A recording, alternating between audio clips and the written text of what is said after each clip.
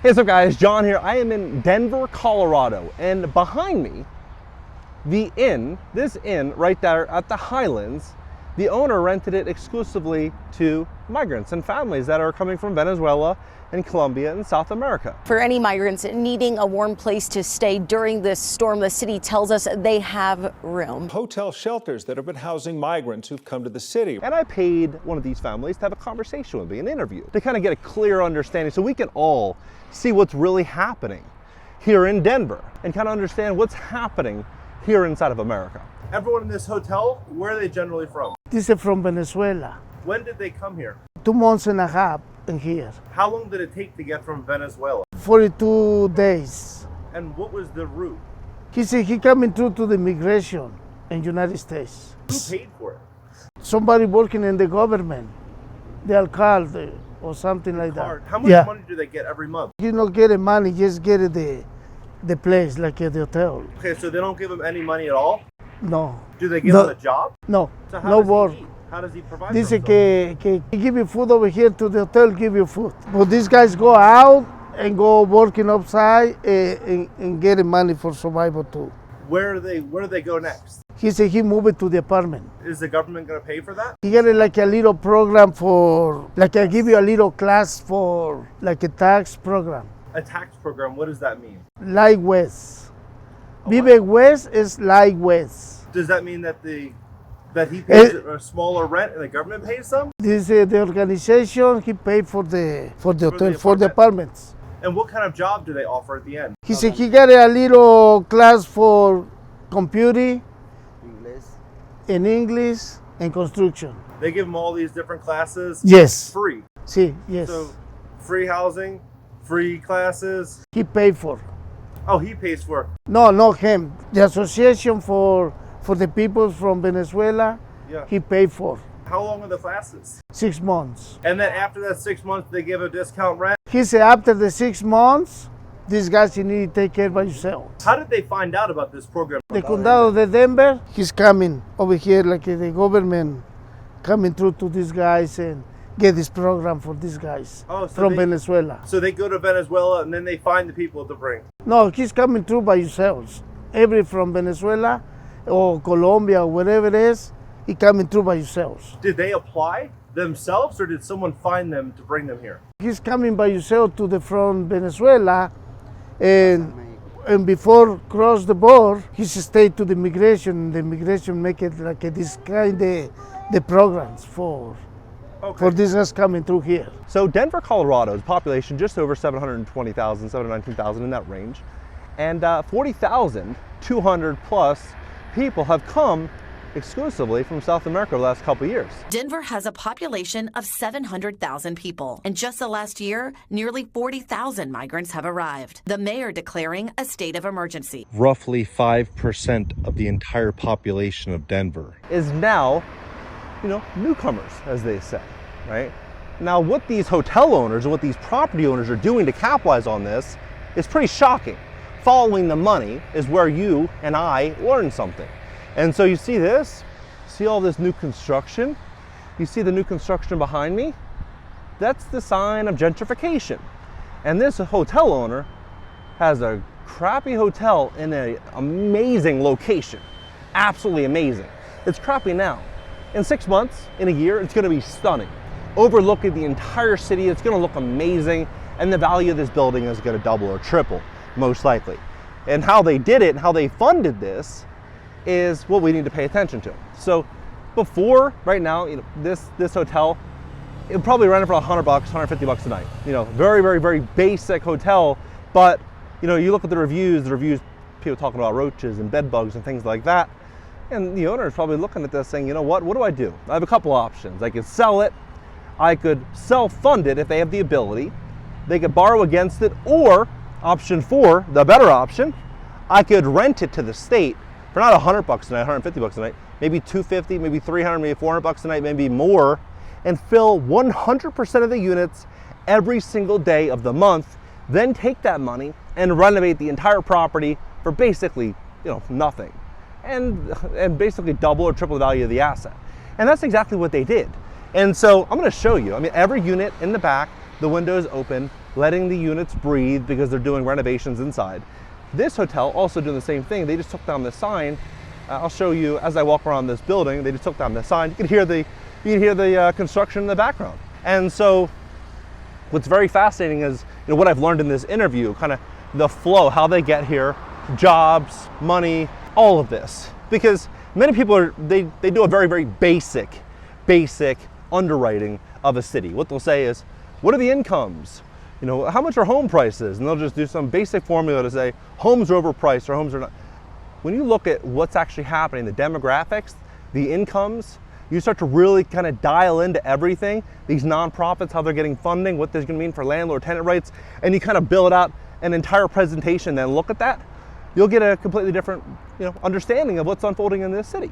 So let me give you kind of a quick 10,000 foot overview. But before I even do that, please hit the like button. When you hit the like button, YouTube will share the content to educate more people about what's really going on inside of Denver and inside of America's real estate market.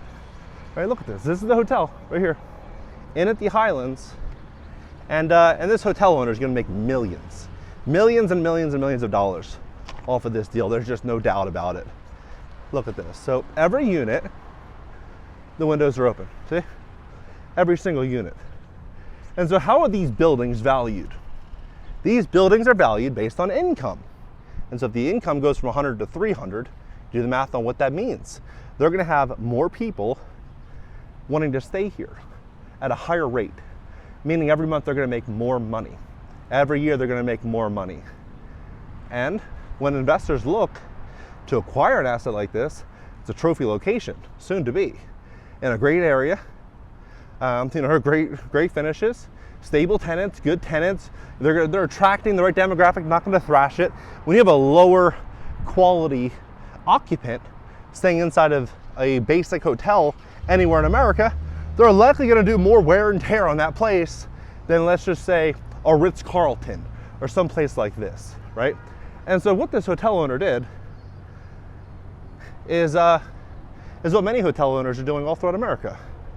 And so they're just capitalizing on this big trend, right? They're capitalizing on this really big trend. Now, look at this. You see the construction equipment, construction crews, all back here. Let's see here. You can start to see some of them. Many already went to lunch, it looks like. I've been here early. I mean, even this back unit, even in the back, all of this, you can just see more and more and more. I mean, this is a mega site. This isn't some like tiny little hotel complex with 50 doors. This place is huge. This place is huge.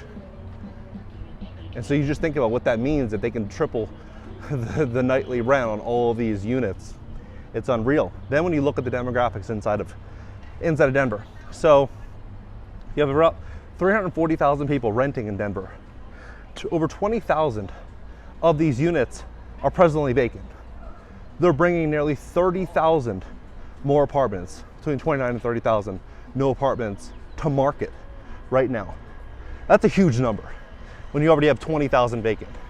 Then on top of that, the average home price in Denver right now, they say, is $576,000 with 10% down on this building. Look at this. Look how stunning this view is, right? All new construction. They're painting the steps, really refinishing this place.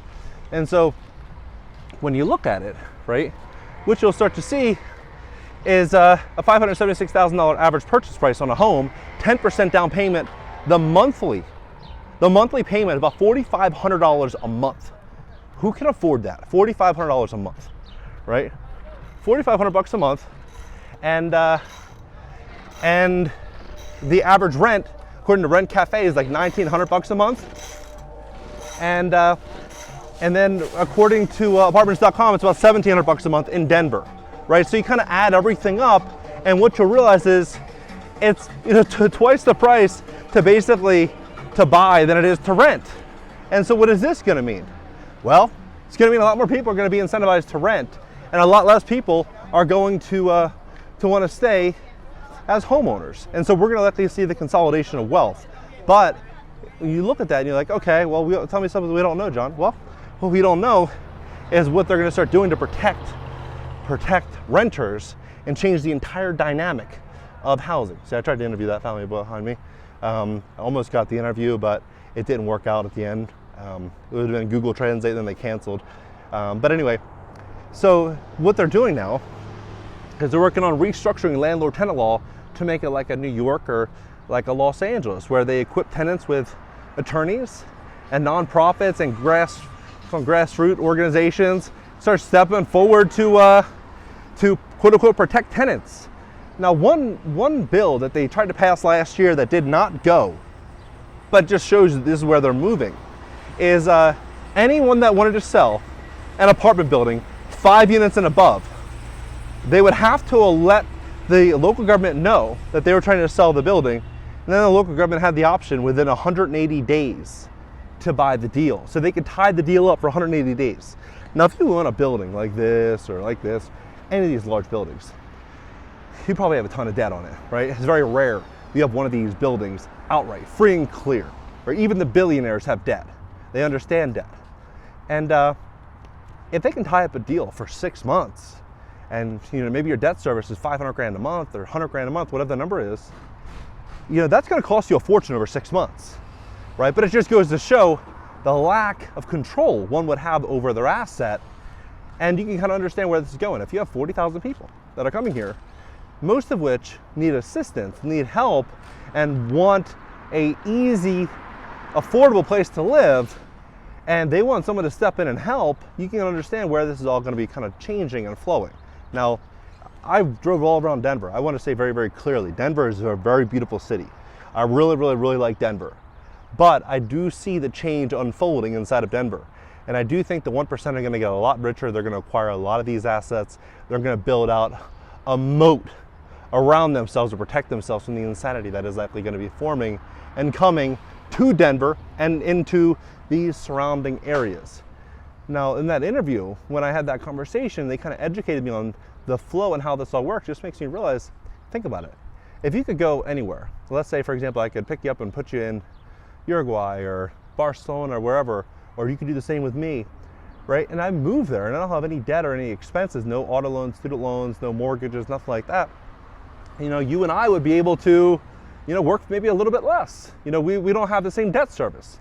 And when you have all these people that are going to be coming, they're already here, that are getting skilled in the trades and getting educated and learning different skills, they're going to be able to enter the workforce and they can profitably work for less money because they don't have the same level of debt expenses, right? And so when you start to kind of look at what that will mean, well, it will mean that it's going to be more pressure on the U.S. consumer. That's what it's going to mean, more pressure on the U.S. consumer, but the rich, that is going to be unlike anything we've ever seen before. The rich are going to get filthy rich. If you own assets that you can control during a hard time, you're going to be able to acquire more and more and more. Because you think about it like this: if the average home price is $576,000, according to Zillow, right? $576,000 in Denver. How many people are going out there to buy homes? Not many.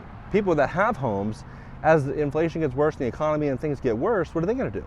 They're going to refi at these rates? Probably not. Are they going to get a HELOC? They might try, but you're going to start seeing more and more and more people forced to sell. And all of these wealthy people that have tons of money, they're not going to want this dollar just sitting there, because this dollar is getting crushed. And over the coming 5-10 years, it's going to get worse and worse and worse. And so they're going to start parking that money into real estate. They're going to start parking into housing. They're going to start parking it into land, gold, silver. They're going to start parking it into whatever they can to protect it. That's what they're going to start doing. Meanwhile, everybody else is just going to try to make it day by day, right? They're going to start to sell off what they have to sell off if they can't hold on during the hard times, and just try to make it. So, yeah, Denver, it's a beautiful place, but I think a lot of change is coming to Denver. And I think that a lot of people, they don't really know that. They drive around Denver, they see all this new construction, they kind of get an idea as well. A lot of investments coming in Denver. It sure is, right? It sure is. A lot of investment is coming into Denver, but with all of this investment is going to be coming massive change. Now, I also believe we're going to see a lot of these buildings that were built in 2020, 2021, 2022, at lower interest rates walk into problems as they have to roll over their debt. What does that mean? So on these buildings, you do not get a 30-year fixed rate mortgage on these deals. You get a mortgage, 3-year, 5-year, 7-year, 10-year mortgage. And then you have to go back to the bank and you have to refinance it. And when you refinance the mortgage, they're gonna ask you, what is the income? What are the expenses? What's the cash flow look like? What are your occupancy and your vacancies? They're gonna start asking different questions, your insurance, your taxes. Then they're gonna gauge what they think the building's worth. Then they're either gonna wanna lend you money or not lend you any money at all. And if you don't get the refinance, well, you either give the building back to the bank, if you can't afford to sell it. If you can't afford to sell it, you're gonna probably sell it to a PE firm, a private equity firm. Maybe KKR comes and acquires it, maybe Blackstone, or one of these big firms. And what we're gonna see in Denver and a lot of these markets, I believe, there's just so much new construction that is without doubt, they're gonna start rolling them up. And so if you think about it like this, if they're gonna start rolling up these deals and buying them, they're gonna be buying them not at their cost basis, at a much lower cost basis. So they could buy it likely at a discount, rent it at a lower price point, profitably. And if you think about it, if you were a PE owner and you were able to buy one of these deals, and let's say your neighbor is in 50 million and you could buy this one for 25 million, you wouldn't want to rent this for top dollar. What you'd probably want to do is, if there's a lot of distress in the area, rent it for as little as you can for a year, 2 years, if there's no rent control. Put more pressure and stress on this property owner so they can't get the refi, then try to acquire them or buy them out. But you want to start to try to acquire the local properties in the area.